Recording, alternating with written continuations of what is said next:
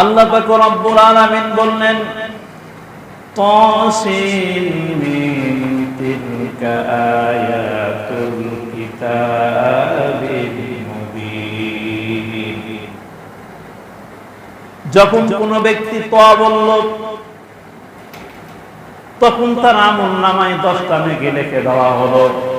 যে শুনলো তার আমলনামায় 10টা নেকি লিখে দেওয়া হলো। সুবহানাল্লাহ। যখন সিন বলল তখনও 10টি নেকি লিখে দেওয়া হলো। আর যে শুনলো তার আমলনামায় 10টি নেকি লিখে দেওয়া হলো। যখন মিম বলল তখন যে ব্যক্তি পড়লো মিম পড়লো তখনও তার আমলনামায় 10টা নেকি লিখে দেওয়া হলো। আর যারা শুনলো তাদের আমলনামায় 10টি নেকি লিখে দেওয়া হলো। সুবহানাল্লাহ। প্রত্যেকটি হরফের বিনিময়ে 10টি করে নেকি আল্লাহ তাআলা লিখে দেন। সুবহানাল্লাহ। এরপরে আল্লাহ তাআলা বলতেছেন তিলকা আয়াতুন কিতাবিল মুবিন। তিলকা আয়াতুন কিতাবিল মুবিন। এই আয়াতগুলো কিতাবিল মুবিন সুস্পষ্ট, কিতাবের সুস্পষ্ট। কোরআন স্পষ্ট নাকি অস্পষ্ট বলেন? কোরআনকে আল্লাহ তাআলা সবচেয়ে সহজ করে স্পষ্টভাবে অবতীর্ণ করেছেন। কোরআনের মতো সহজ কোন কিতাব পৃথিবীর বুকে আর একটিও নেই। এটা আমরা জানি এবং আপনারাও জানেন। এজন্য সূরা কমারের ভিতরে আল্লাহ তাআলা 4 জায়গায় বলেছেন ওয়ালাকাদ ইয়াসসারনাল কুরআনা লিযিকরি ফাহাল মিন মুদ্দাকির।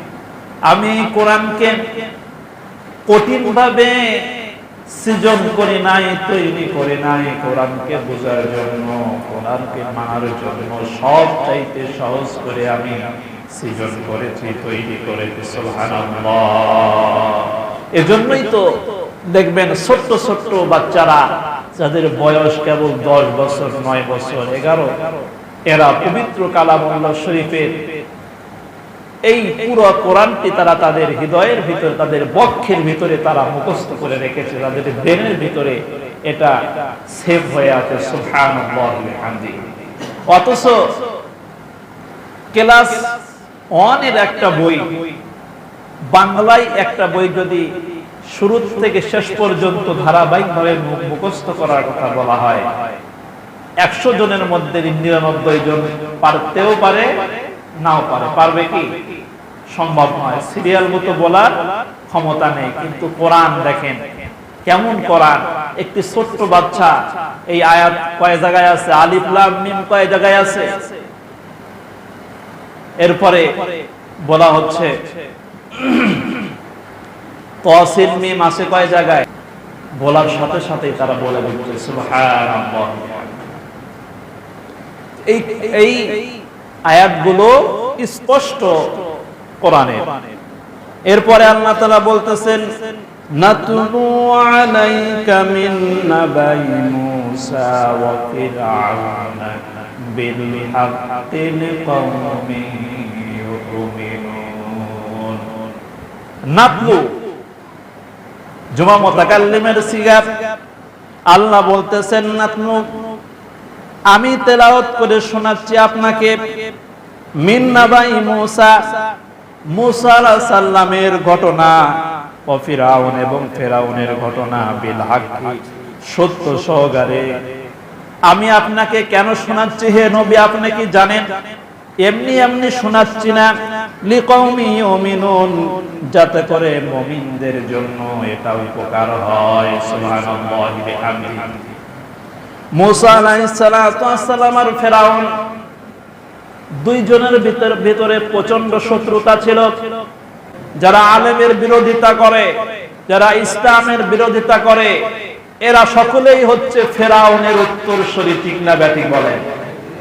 যারা ইসলামকে গালি দিবে, আলেমের পিছনে লাগবে, হাফেজের পিছনে লাগবে, হক্কানি আলেম ওলামার পিছনে লাগবে, ইসলামের পিছনে লাগবে, এরাই হচ্ছে ফেরাউনের উত্তরসূরি। ঠিক না ব্যাঠিক বলে?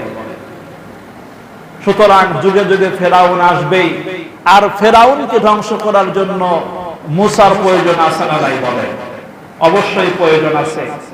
আমরা আমাদের জীবন দিয়ে প্রতিহত করার প্রচেষ্টা করব ইনশাআল্লাহ। কারণ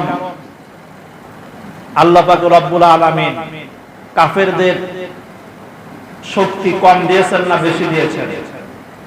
কাফেররা দেখলে মনে হয় অনেক শক্তিশালী, কিন্তু মুসলমানের কালেমার কাছে, লা ইলাহা ইল্লাল্লাহর ধ্বনিতে, আল্লাহু আকবারের ধ্বনিতে ওই সমস্ত কাফেরদের, বেদিনদের, নাস্তিকদের কলিজা কেঁপে যায়, তারা থরথর করে কাঁপতে থাকে। বুঝছেন? এটাই হয়েছে, আগেও হয়েছে, এখনো হবে ইনশাআল্লাহ। জ্যোতিষী বলল অল্প সময়ের ভিতরে এমন একজন ব্যক্তি পৃথিবীর বুকে আসবে, যে আসার পরে আপনার ক্ষমতা শেষ হয়ে যাবে, আপনি পৃথিবীর বুকে টিকে থাকতে পারবেন না। আপনি আজকে আল্লাহ মনে দাবি করেছেন, ফেরাউন তখন সর্বপ্রথম ছোট্ট ছোট্ট সন্তানদেরকে তিনি হত্যা করলো, সেই আলোচনা পরে আসতেছে। মুসা আলাইহিস সালাম প্রতিপালিত হচ্ছিলেন কার কাছে বলেন? ফেরাউনের কাছে প্রতিপালিত হয়েছে। মা আসিয়াকে মা হিসেবে তিনি গ্রহণ করেছিলেন। আল্লাহ পাক রব্বুল আলামিন যদি কারো মর্যাদা উঁচু করতে চান, যদি কাউকে ভালোবাসেন, পৃথিবীর সমস্ত শক্তি শত্রুতা করেও ওই ব্যক্তির কল্যাণ ছিনিয়ে নিতে পারবে না। পারবে? আল্লাহ যদি কারো ভালো চান, পৃথিবীর কোন শক্তি কি তাকে পরাজিত করতে পারে? কখনোই পারে না। আল্লাহ পাক রব্বুল আলামিন মুসা আলাইহিস সালামকে বাঁচিয়ে দিলেন। মুসা আলাইহিস সালামের মা মুসা আলাইহিস সালামকে নিয়ে চুলায় রান্না চড়িয়ে দিয়েছেন, রান্না উঠিয়ে দিয়েছেন, রান্না হইতেছে, খাবার তৈরি হইতেছে। এমন সময় ফেরাউনের দলবল চলে আসলো। ফেরাউনের দলবল যখন চলে আসলো, মুসা আলাইহিস সালামের মাকে কি দিলেন? ওহী দিলেন। ওহী আল্লাহ বলে দিলেন, ও মুসার মা, আমি হুকুম দিচ্ছি, আমি বলতেছি ফেরাউনের গুপ্তচরেরা এসেছে তোমার সন্তানকে মারার জন্য।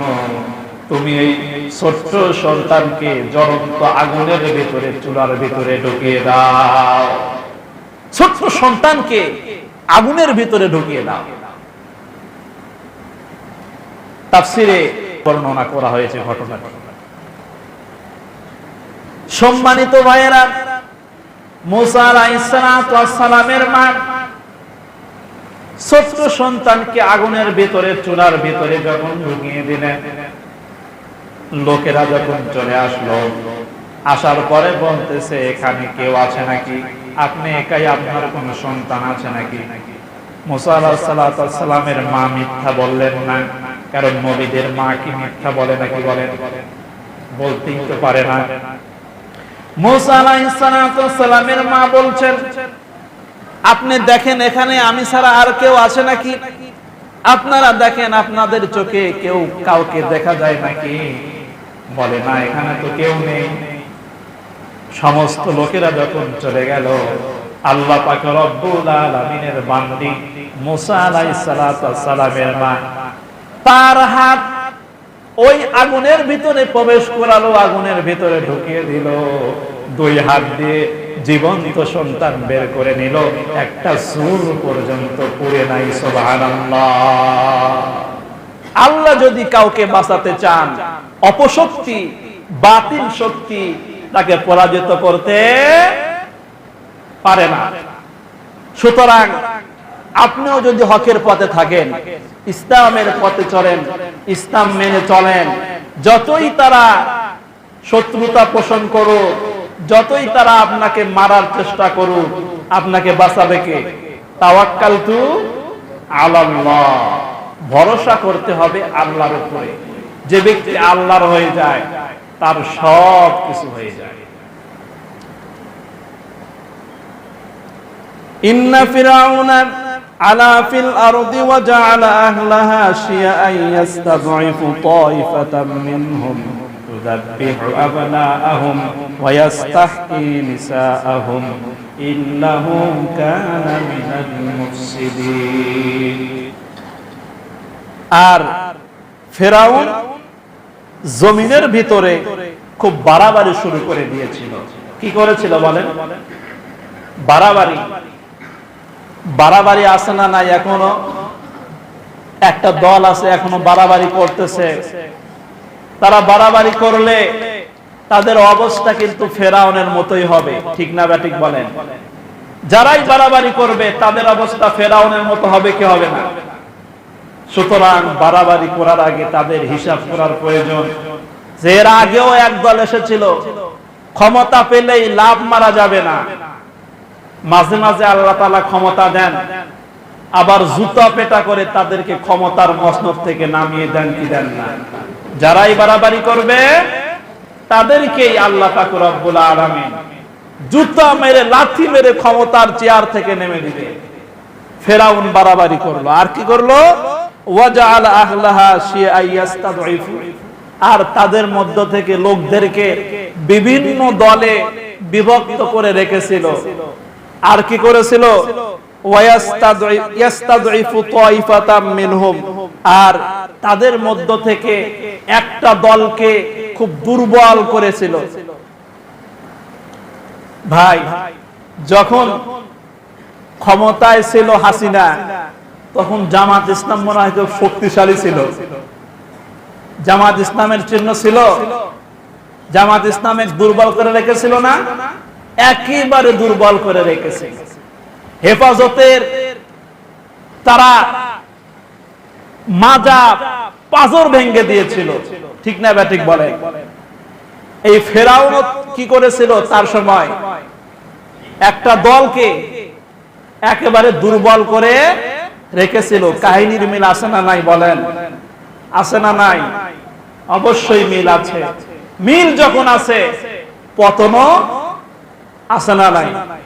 পতন আছে ইনশাআল্লাহ। ধৈর্য ধরেন, ইনশাআল্লাহ হবে। এরপরে কি করেছিল? উযাব্বিহু আবনাআহুম, আর পুরুষ সন্তানদেরকে সে হত্যা করেছিল। ওয়ায়াস্তাহি নিসাহুম, আর নারীদেরকে জীবন্ত রেখেছিল। পুরুষ সন্তানদেরকে মেরে ফেলো, কোন পুরুষ সন্তানকে বেঁচে রাখা যাবে না, কারণ এদের মধ্য থেকেই আমার শত্রু আছে। ভয় আছে না নাই? ফেরাউন আল্লাহ দাবি করে, তাও আবার ভয় আছে না নাই?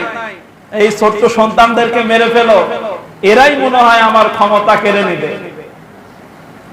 ফেরাউন যদি ওই সময় ছোট্ট সন্তানকে করে ভয় করে থরথর করে কাঁপে, মুসলমানের টুপি দেখে, মুসলমানের দাড়ি দেখে, মুসলমানের লা ইলাহা ইল্লাল্লাহর ধ্বনিতে কেন এই সমস্ত নাস্তিক মুনাফিকের হৃদয় কাঁপে না বলেন? কিন্তু সমস্যাটা হয়েছে কি, আজকে আমরা মুসলমানেরা আমাদের ঈমান খুবই দুর্বল হয়েছে, ঠিক না ব্যাটিং বলেন?